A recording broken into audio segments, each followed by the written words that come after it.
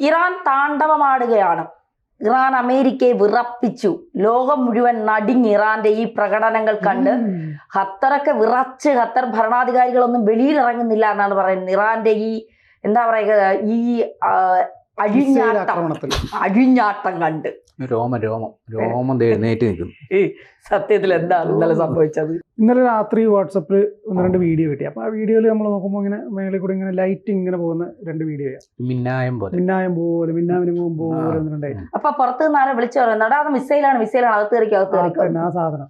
അത് പിന്നെയാണ് മനസ്സിലായത് ഖത്തറിന്റെ ആകാശത്തൂടെ മരുഭൂമിയിലേക്ക് ഈ മിസൈൽ, ഇറാൻ വിട്ട മിസൈലാണെന്നാണ് മനസ്സിലായത്.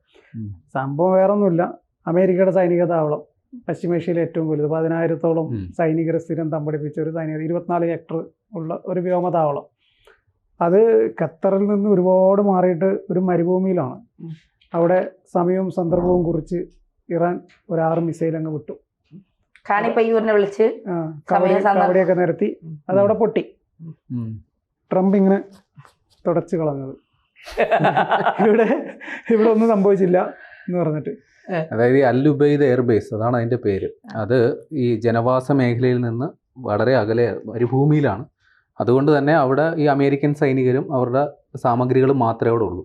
അപ്പോൾ ഇവർ നേരത്തെ തന്നെ നോട്ടീസൊക്കെ കൊടുത്ത് കൃത്യം സമയവും സന്ദർഭവും മുഹൂർത്തമൊക്കെ കുറിച്ച് റോക്കറ്റ് അയച്ചത് കൊണ്ട് അവിടെ വലിയ നാശനഷ്ടം ഉണ്ടായിട്ടുണ്ട് കേട്ടോ, വലിയ നാശനഷ്ടം. സൈനിക താവളം തന്നെ അവിടെ ഉണ്ടോന്ന് അറിയാത്ത തരത്തിൽ ഇറാൻ ആക്രമണം നടത്തിയതാണ് പറയുന്നത്. 6 മിസൈല്, അതായത് ഈ അമേരിക്ക അവിടെ കൊണ്ടുപോയിട്ട 6 ബോംബുകൾക്ക് പകരം 6 പകരം, പക്ഷെ അവിടെ ഇട്ട ബോംബ് ഇവരുടെ ഒരു 10-12 മിസൈലുകൾ ചേരുന്ന എഫക്റ്റ് ഉള്ളതാണ് അവിടെ ഇട്ട ഒരു ബോംബ് ഇറാനിലിട്ടത്. അപ്പോൾ അതിന് പകരം എണ്ണം പറഞ്ഞൊരു 6 മിസൈൽ അയച്ചു. അളിയാ ഞങ്ങൾ ചെയ്തിട്ടുണ്ട്, ഇനി ഇതോടെ നിർത്തിക്കോണം ആ ഒരു ലൈനിൽ. ഇനി എന്തായിരിക്കും ഇനിയിപ്പോ സമാധാനത്തിനുള്ള? അതല്ല, ട്രംപ് ഇത് വലിയ തമാശയാക്കുക ചെയ്തത്. ഇവര് അവരുടെ ഖത്തർ എയർബേസ് ആക്രമിച്ചപ്പോൾ, അതായത് മുൻകൂട്ടി പറഞ്ഞിട്ട് ആക്രമണം നടത്തിയത് കൊണ്ട് നന്ദിയുണ്ട്, വലിയ കുഴപ്പമൊന്നും അവിടെ പറ്റിയിട്ടില്ല, അവിടെ അവരുടെ ആർക്കും ഒരു ജീവഹാനി ഉണ്ടായിട്ടില്ല, ഒന്നും സംഭവിച്ചിട്ടില്ല, നന്ദി, ഖത്തർ ഞങ്ങളുടെ സഹോദരങ്ങളാണെന്ന് കൂടി ഇറാൻ പറഞ്ഞിട്ടുണ്ട്. അതായത് ഇറാന്റെ ആക്രമണത്തിനോട് ഖത്തറിന്റെ പ്രതികരണമുണ്ട്. ഇത് അതായത് ഖത്തറിന്റെ പരമാധികാരത്തിന്റെയും അന്താരാഷ്ട്ര നിയമത്തിന്റെയും ലംഘനമാണെന്ന് പറഞ്ഞിട്ട് ഖത്തർ ഔദ്യോഗികമായിട്ട് പ്രതികരിച്ചു. രണ്ടുപേരും സൗഹൃദ രാഷ്ട്രം, അതിൽ വിള്ളൽ വരാൻ സാധ്യത. അതായത് അമേരിക്കയോട് ഈ വെടിനിർത്തലിന് കരാറിന് ഏർപ്പെടണമെന്ന് റിക്വസ്റ്റ് ചെയ്യാൻ വേണ്ടി ഇറാൻ സമീപിച്ച രാഷ്ട്രങ്ങളിലൊന്നാണ് ഖത്തർ. അതായത് ട്രംപ് എന്നിട്ട് നെതന്യാഹുവിനോട് പറയണം പരിപാടി നിർത്തിക്കോണം. അങ്ങനെ ഖത്തർ ട്രംപിനോട് പറയാനായിട്ട് ഇറാൻ ഖത്തറിനോട് ബന്ധപ്പെട്ടിരുന്നു. ഒരു മീഡിയേറ്റർ റോളിൽ എടുത്തിരുന്ന രാഷ്ട്രമാണ് ഖത്തർ. പക്ഷെ പറയാൻ പറ്റില്ലല്ലോ, അമേരിക്കയുടെ തവള അവിടെ ആയിപ്പോയില്ല, അവർക്ക് അതല്ലേ ചെയ്യാൻ പറ്റുള്ളൂ. അമേരിക്കയിലോട്ട് നേരിട്ട് അയക്കാനുള്ള സംവിധാനം അവർക്കില്ലല്ലോ. അപ്പൊ പിന്നെ കിട്ടുന്നത് വെച്ച് അങ്ങ് ചാമ്പി. ഏകദേശം 19ഓളം സൈനിക താവളം ഉണ്ട് അമേരിക്കക്ക്. അപ്പം ആദ്യം തന്നെ ഇറാൻ പറഞ്ഞിട്ടുണ്ട്, ഞങ്ങൾക്ക് അമേരിക്കനെ നേരിട്ട് അടിക്കുന്നതിന് പകരം ഖത്തറിലെ സൈനിക, അത് ആദ്യത്തെ ആക്രമണം നടന്നതിന് തൊട്ടു പുറകെയുള്ള അവരുടെ പ്രസ്താവന അത് തന്നെയാണ്. ഗോഡ് ഫാദർ സിനിമയിലെ ഒരു സാധനമില്ല, മറ്റേ ഭീമന്റെ കൂനിട്ട് തല്ലു കൊടുക്കുന്നു, ഇന്നസെന്റ്. കൊടുക്കാൻ പറ്റില്ല.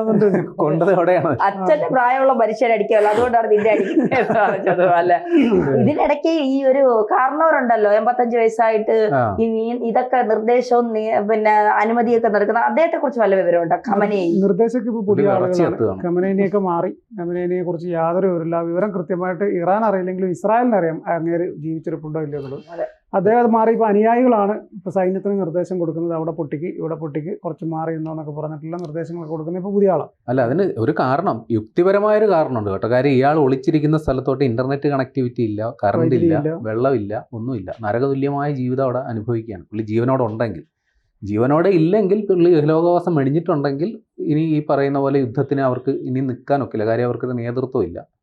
ഇയാളാണല്ലോ അവരുടെ പരമോന്നത നേതാവ്.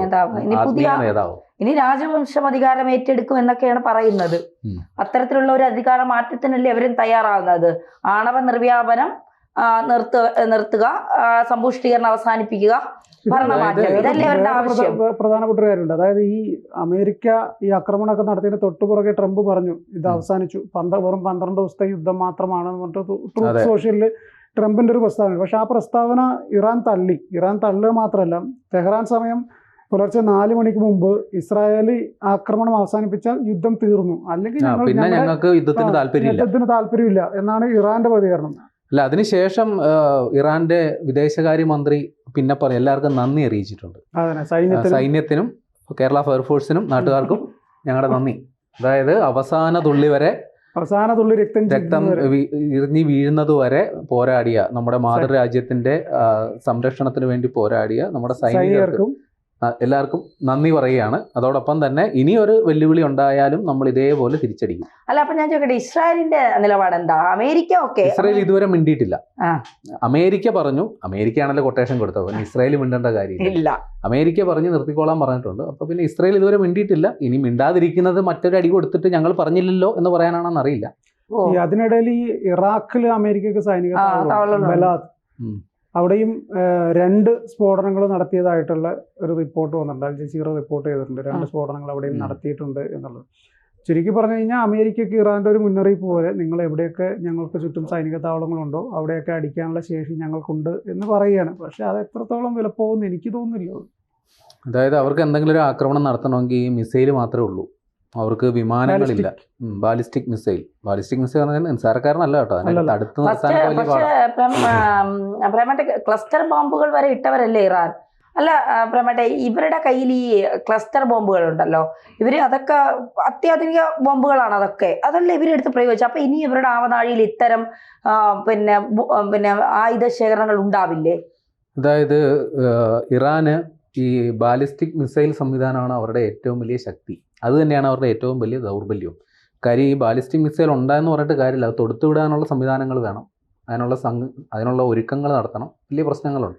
പിന്നെ ഈ പറയുന്ന ക്ലസ്റ്റർ ബോംബുകൾ, പിന്നെ ഹൈപ്പർസോണിക് മിസൈലുകൾ എന്നൊക്കെ പറയുന്നുണ്ട്. പക്ഷേ അത് ഈ എണ്ണത്തിൽ കുറവാകാനാണ് സാധ്യത.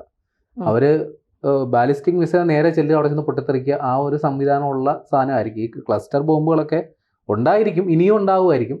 പക്ഷേ ഈ പറയുന്ന പോലെ ഒരു വ്യാപകമായ ആക്രമണത്തിന് നടത്താനും മാത്രമുള്ള ശേഷി അല്ലെങ്കിൽ കരുതൽ അതിന് ഉണ്ടോന്ന് അറിയില്ല. ഏതായാലും പക്ഷെ അവർക്ക് ചൈനയുടെ സപ്പോർട്ട് ഉണ്ട്. ചൈനയിൽ നിന്ന് ഒരു 3 വിമാനങ്ങൾ നേരത്തെ അവിടെ പോയി അവർക്ക് ആയുധങ്ങൾ എത്തിച്ചു നൽകിയെന്നുള്ളൊരു വാർത്തയുണ്ട്. ചൈനയുടെ മാത്രമല്ല, റഷ്യയുടെ ഒരു ആത്യന്തികമായ പരിഹാരം എന്തായിരിക്കും? ഇതോടുകൂടി അവസാനിക്കും അതോ? അതായത് ആത്യന്തികമായിട്ട് സൈനിക ശേഷിയിൽ ഇറാനും ഇസ്രയേലും രണ്ടും 2 ധ്രുവത്തിൽ നിൽക്കുന്നതാണ്. ഈ ഇറാനെ സംബന്ധിച്ച് അവർക്ക് കാലാൾപ്പട കൂടുതലുണ്ട്, സൈനികരുടെ എണ്ണം കൂടുതലുണ്ട്. പക്ഷേ ഇസ്രായേലിനെ സംബന്ധിച്ച് അംഗബലം കുറവാണെങ്കിലും എക്യുപ്മെന്റ്സ് കൂടുതലുണ്ട്. പോരാത്തതിന് അമേരിക്കയുടെ വലിയൊരു സപ്പോർട്ടും ഉണ്ട്. അതുകൊണ്ട് തന്നെ ഈ ചൈനയും റഷ്യയും ഒക്കെ പിന്തുണയ്ക്കുമെങ്കിലും ഇറാന് ഒരു നേരിട്ടൊരു പിന്തുണ അവരുടെ നിന്ന് കിട്ടില്ല. ഒളിഞ്ഞും തെളിഞ്ഞും ഒക്കെ ഉള്ള പിന്തുണ മാത്രമേ ഉള്ളൂ. അപ്പോൾ അതുകൊണ്ട് തന്നെ സൈനിക ശേഷിയിൽ കമ്പയർ ചെയ്യുമ്പോൾ ഇറാൻ ഇത്തിരി പുറകോട്ട് തന്നെയാണ്. അപ്പോൾ അവർ ബുദ്ധിപരമായി ചിന്തിച്ചാൽ ഇപ്പോൾ ഒരു നല്ലൊരു അവസരമാണ് കിട്ടിയിരിക്കുന്നത്.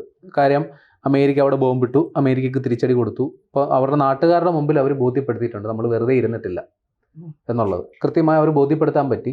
അപ്പോൾ ഇപ്പോൾ ഒരു അവസരം വന്നിരിക്കുന്നു, വെടിനിർത്തൽ. കാര്യം 2 കൂട്ടർക്കും വലിയ നാശനഷ്ടം ഉണ്ടായിട്ടുണ്ട്. ആൾനാശം കൂടുതൽ ഇറാനിലാണ്, അവിടെ സാധനങ്ങൾ ഒരുപാട് നഷ്ടപ്പെട്ടിട്ടുണ്ട്. അപ്പോൾ ഇനിയും ഒരു ബലാബലത്തിന് നിന്ന് കഴിഞ്ഞാൽ ഈ യുദ്ധം അനന്തമായി നീണ്ടുപോകുന്നതിനോടൊപ്പം നാശനഷ്ടങ്ങളുടെ എണ്ണം ഇറാന് താരതമ്യേന കൂടുതലാകാനാണ് സാധ്യത. കാര്യം അമേരിക്ക രംഗത്തെത്തിയിട്ടുണ്ട്. നേരത്തെ ഇസ്രായേൽ മാത്രമേ പറ്റിയിട്ടുള്ളൂ. ഇനിയിപ്പോൾ അമേരിക്കയ്ക്കും അവർക്ക് ആക്രമണം നടത്തിയാൽ പറയാൻ ന്യായീകരണമുണ്ട്. കാര്യം അവരുടെ സൈനിക താവളം ആക്രമിക്കപ്പെട്ടു. വലിയ രീതിയിലുള്ള ഇപ്പം നേരത്തെ പറഞ്ഞ B-2 ബോംബർ വിമാനങ്ങളൊക്കെ ചുമ്മാ ഒന്ന് കറങ്ങിയാൽ മതി, അത് കണ്ട് പേടിച്ച ആളുകളാവും അതിന് വിമാനം. അപ്പം അത്തരം സംവിധാനങ്ങളുള്ള അമേരിക്കയോട് മല്ലിട്ട് നിൽക്കുക ബുദ്ധിപരമല്ല. അപ്പം അതുകൊണ്ട് തന്നെ അവർ ഇനി ഒരു വലിയ ആക്രമണത്തിലേക്ക് പോകേണ്ടതില്ല എന്ന് തീരുമാനിക്കാനാണ് സാധ്യത. തീർച്ചയായിട്ടും സമാധാനം പുലരട്ടെ. കൂടുതൽ വാർത്തകളും വിശേഷങ്ങളും നിങ്ങളിലേക്ക് എത്താൻ ABC മലയാളം സബ്സ്ക്രൈബ് ചെയ്യുക, ബെൽ ബട്ടണും അമർത്തുക.